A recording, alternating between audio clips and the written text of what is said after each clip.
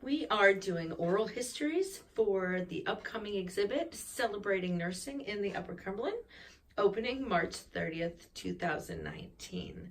Hello, thank you for being here. Just for the record, what is your name and hometown? My name is Sylvia Garrett Cowan, and I'm from Jamestown, Tennessee. Jamestown, Yes. Excellent. And how long have you been a nurse, Sylvia? I've been a RN for 55 years, Wow. nearly 56. Wow. Well, that is a good long time, isn't it? It is. Tell me about your career. Where did it begin and how did it progress? Well, I was thinking I was driving here. I worked as an aide in a little hospital in Jamestown, which opened in 1960. So I was a senior in high school. So I would go there and work in the afternoons after school before I went to nursing school. So my nursing really started as an aide, and then I graduated from UT Hospital School of Nursing and started into public health.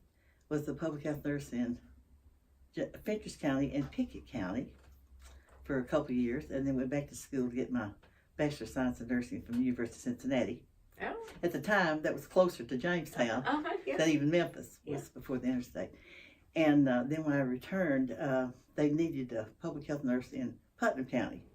The Miss Nunley, the nurse, was there, had passed away, and they didn't have a public health nurse at all. So I arrived here in 1967, I guess, and have been in Cookville since then. And worked in public health as the public health nurse in Putnam County for about 6 years, and went to the regional office as the regional family planning administrator. So we started family planning clinics, which we didn't have in the Upper Cumberland at all. And our health departments are 14 counties. And then I went to MCH director, where we worked in child development programs for the Upper Cumberland and primary care. We didn't have, a lot of the counties like Pickett and Van Buren did not have any doctors at all. Certainly no hospitals either. So we tried to provide nurse practitioners from the health departments. Awesome. And then I worked as a regional nursing director for, about 10 years, I guess. And then after working for the state of Tennessee for 35 years, I moved to Alaska and worked up there 11 years as the itinerant nurse manager, flying out to the village, and then retired and came back here and worked as an assessor going into the homes. And I did that for several years up to last year. Wow, what a career. You have really had quite a span of very, very different experiences. Right, and I had forgotten, part of the time I was working in public health, for about 4 years, every other Saturday I worked in the VA clinic. We had a community clinic that was really located over where the eye center's at on Neal Street. So that helped the veterans that lived in Kentucky and this area to keep from having to go to Nashville or to Murfreesboro. Yeah. So we did that every Saturday from 8 to 5. Wow. And we're really, really busy. And they were just a wonderful group to work with, the veterans. And then every other Sunday, I worked at the nursing home in Monterey for several years. So, well, you're I've just the kind of had a variety. Energizer Bunny, aren't Right. you? Right. Wow. Well, I don't know if this is something that's going to be easy for you to nail down because your experiences have been so vast. But best and worst parts of nursing for you, Sylvia? I think the best parts, it's kind of a cliche, but it's working with the people and my patients, and just working with the community. And in public health, we kind of address not just individual care, but we have to think of the community as a whole. We have to do preparedness in case there's some kind of a disaster or some kind of an outbreak. But just actually working with the people is the best thing about nursing. It's real rewarding. I mean, you really get so much more from nursing because of your contact with the people. Yeah, that's what it's all about, right? Yeah. And I was trying to think about the worst thing, because I was thinking, oh, I don't think there's a worst thing about nursing. So, but it's probably right now, I think it's really difficult to try to keep up as a nurse with what are the changes. So I certainly try to go to CEU classes and meetings and conferences and try to read all I can about research. And I belong to the American Nurses Association, for 55 years also. So they have programs, but trying to keep up with the changes. Yeah. You know, just recently, even today, we heard that there's changes even in whether or not you do aspirins for preventive or not with people on a routine basis. So yeah, I think the worst thing is just trying to keep your knowledge base up and not do what we used to do years ago, but try to advance in what's the latest with research has shown us we should be doing. Yeah, highly technological field. Yes. You know, and it just, things change really rapidly. I completely understand that. So yeah, well, and that just dovetails right into my next question: is what are the biggest changes that you've seen since you started? I think that probably when I was in nursing school, we did a lot of, like, in the afternoons we would go around and do back rubs. And make sure that all the patients had ice water, and make sure the little trays were straightened and the little call light was right in hand, right at their fingertips. And it seemed like we had more time to listen to them and sit down and listen to their concerns and etc.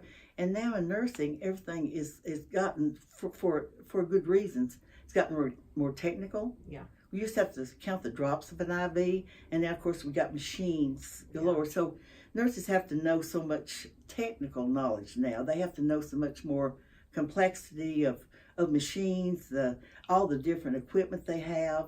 So that I've seen that change a lot. We have the electronic health records now, and I think that we're really working on maybe focusing on preventive. In the past, we just kind of, when you got sick, you went to your physician. But now we're really working on exercise and eating the right foods and really doing preventive things before we get to the strokes or before we get to the heart attacks or stop this. We know how smoking now has affected our body. So I think that we're doing more preventive things, and I think we're reaching out more to people. I think there still is a big problem with access to care, which is of course, it's a problem all over the United States, and it's certainly a problem here in the Upper Cumberland because we've closed one hospital we've just heard of recently, and I think there's danger of 2 or 3 more closing too. So that's I think a big concern we have too. It's such a shame. I'm fascinated with your work in Alaska. Yes. What were the differences between working here, in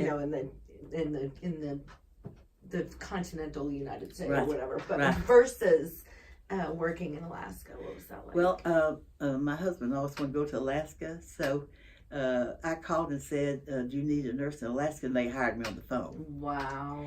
And so I found when I got up there that I worked in Fairbanks, Alaska, and we were called the Interior Region. And we covered 42 native villages in cooperation with the native corporations there.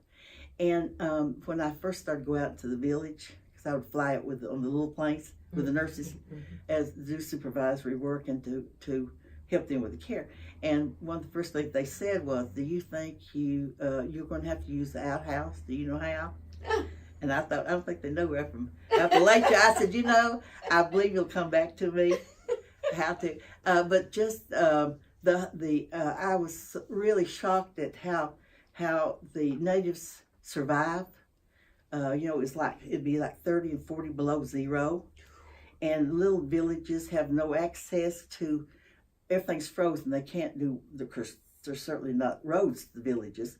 And the rivers are froze, so their only access is the little plains. Yeah. So we flew in on the little plains, but the people are just a warm, hearty people, and they're just, you end up just falling in love with the native people and how strong they are to survive in being so isolated. Yeah. So it was the best experience I've had in my nursing, probably. Were the illnesses, were people real sick up there in different ways, in the same ways as here? Well, one of the problems is the isolation I mentioned in the village. So I saw a big problem with alcohol. Yeah. Being a big problem because they're so isolated. I mean, you're there with 40 below and 50 below zero in isolation. So drinking was a big problem with alcohol. It's a big problem. Yeah. Just access to care. They actually will, in the village, the elders, they have sovereignty, so the elders have that's their governing body. So the elders will watch and choose maybe a young person, usually a girl, to send to school to be a health aide, and they will send her into Fairbanks for training, pretty intensive. So when they go out into the village, I mean, if somebody has an accident or something, they have to wait till the plane is able to even come out and fly them in.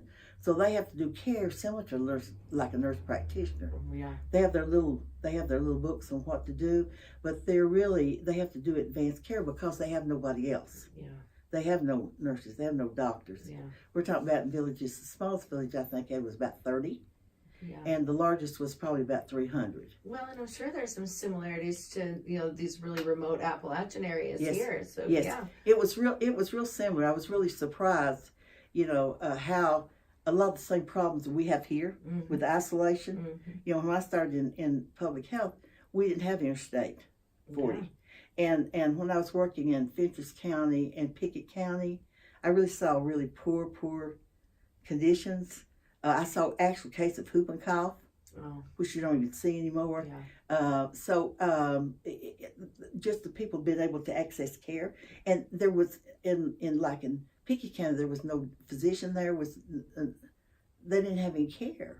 Yeah. Except they'd have to travel to Livingston and up to 1960, even Jamestown didn't have a hospital. Yeah. So people had to try to travel somewhere and Van Buren still doesn't have, of course, a hospital either. So in this area, in the 14 counties, Upper Cumberland, we have a big problem. It's still a problem with, the lack of industry, the lack of for people to even be able to have the money to purchase insurance or to be able to provide care. So it's really we're still really struggling. I think in this area also.